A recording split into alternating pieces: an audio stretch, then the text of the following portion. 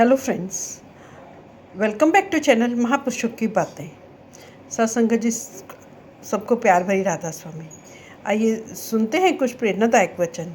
ये वचन राधा स्वामी सत्संग व्यास द्वारा प्रकाशित पुस्तक संतमत प्रकाश भाग 1 में से लिए गए हैं।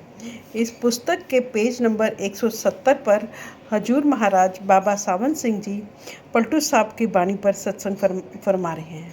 आप फरमाते हैं, धर्म, अर्थ, काम और मोक्ष, ये 4 पदार्थ हैं। संत इनको नहीं चाहते। रिद्धियाँ सिद्धियाँ मन की करतूतें हैं। संत इनको पसंद नहीं करते। उनकी रसाई अर्थात पहुँच बहुत आगे तक है। वे स्वर्ग की ओर तो देखते भी नहीं। स्वर्ग में नाम नहीं है, सिर्फ खुशी है, जिसे भोग कर वापस संसार में आना पड़ता है। वह फर्स्ट क्लास की गाड़ी है। जब स्टेशन आया तो कहते हैं उतरो। संत न तीर्थ पर जाते हैं, न व्रत रखते हैं, ना ही उनके मन में कोई इच्छा ही होती है, क्योंकि जितने तीर्थ हैं संतों के प्रताप से बने हैं, संतों के द्वारा ही पवित्र हुए हैं। संत दिन रात नाम की कमाई करते हैं, नाम का दान देते हैं और नाम के द्वारा जीवों का उपकार करते हैं। फिर वे अपना बोझ औरों पर नहीं डालते, बल्कि अपना बोझ खुद उठाते हैं। उनसे बढ़कर कौन है? कोई नहीं। वे पुण्य पाप को क्या करें, इच्छा से रहित होकर काम करते हैं, इसलिए वे बड़े हैं। संत न बैकुंठ मांगते हैं न मुक्ति। वे इनको बैकुंठ, स्वर्ग और अपवर्ग तुच्छ समझते हैं। वे ये नहीं लेते। संत मालिक से मालिक को ही मांगते हैं। वे कहते हैं हमें तू ही चाहिए। जब मालिक मिल गया तो फिर और क्या चाहिए? कुछ नहीं। जो शब्द धुन बताता है, शब्द धुन सुनता है, वह गुरुदेव है। वही बात स्वामी जी महाराज भी कहते हैं नाम की लज्जत में उनको भूख प्यास का ख्याल नहीं आता। रोटी खाई है या नहीं कभी याद ही नहीं रहता।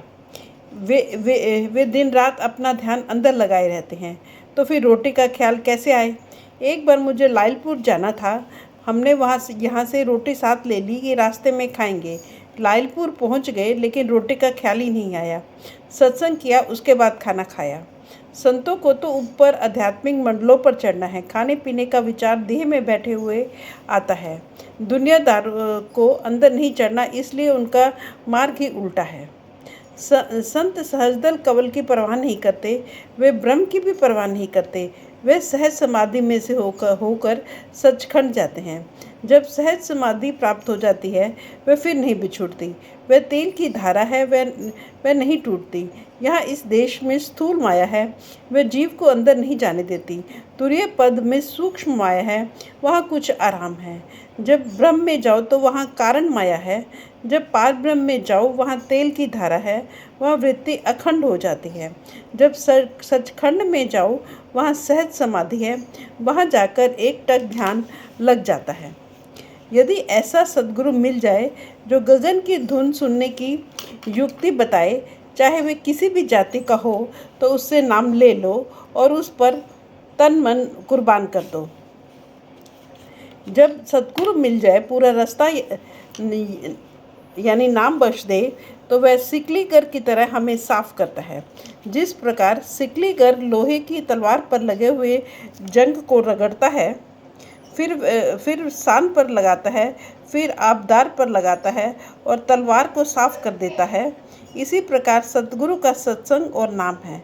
सद्गुरु रूपी सिकलीगर नाम और सत्संग के द्वारा हमारे अंदर से काम, क्रोध, मन, इंद्रियों और माया के मूर्छा यानी जंग को बाहर निकालकर हमें निर्मल कर देता है।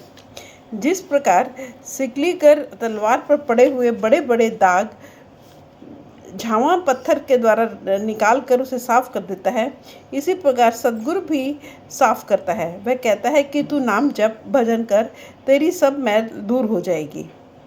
जब अंदर पर्दा खुल गया, आत्मा निर्मल हो गई। शब्द रंधे के समान है, जो आत्मा को निर्मल कर देता है। फिर वह मस्कला कुरंड फेरता है, वह सैकल यानी साफ हो जाती है। कुरंड कहते हैं पत्थर को। वह गुरु मस्कला है और वह शब्द का कुरंड लगाता है। इस तरह मन की मैल और दाग गुरु उतारता है। सैफ कहते हैं तलवार को। जब उसे रेती पर रगड़ते हैं तो उसकी धार और भी तेज हो जाती है, वह साफ हो जाती है। काटने के काबिल हो जाती है। इसी तरह इसके अंदर शब्द है, वह शान है। मन को उस पर रगड़कर निर्मल कर लो। संतों का मार्ग कठिन है, वह खाला खाला अर्थात मौसी का घर नहीं है। मगर कई सत्संगी शिकायत करते हैं, जी मन नहीं लगता। मन कैसे लगे? न प्रेम है, न प्यार है, न सहनशीलता है, न विवेक है, न वैराग्य है। इनके द्वारा ही मन को शब्द से जुड़ना है, परंतु ये गुण अंदर आए ही नहीं। ये संतों का स्वभाव है कि जो जो उन पर दुख आते हैं वे खुश होते हैं। संतों की जागीर बेआरामी है, दुख में उनका कदम आगे की ओर जाता है, पीछे नहीं हटता। जब सूरमा लड़ाई के मैदान में कूद पड़ता है, फिर पीछे नहीं मुड़ता। जीते जी मरना आसान नहीं, मगर मरे बगैर चारा नहीं। दुनिया जीते जी मरने से डरती है और अंदर नहीं जाती। दुनिया मरना नहीं चाहती, मरे बिना मिलता नहीं। फिर वे अर्थात संत दौलत किसे दें? वे यह जीते जी मरे वे देने को तैयार है।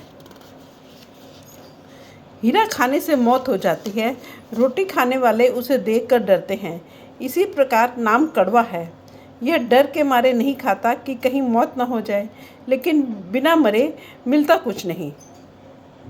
कहते हैं चंदन में सुगंध है, उसकी संगति से सब वृक्ष सुगंधित हो जाते हैं, मगर बांस चंदन से सुगंधित नहीं होता। इसी तरह जो विषय विकारों में पड़ा हुआ है, अंदर चढ़ाई नहीं करता, नाम की धुन नहीं सुनता, वह किस तरह चंदन यानी संत बन सकता है?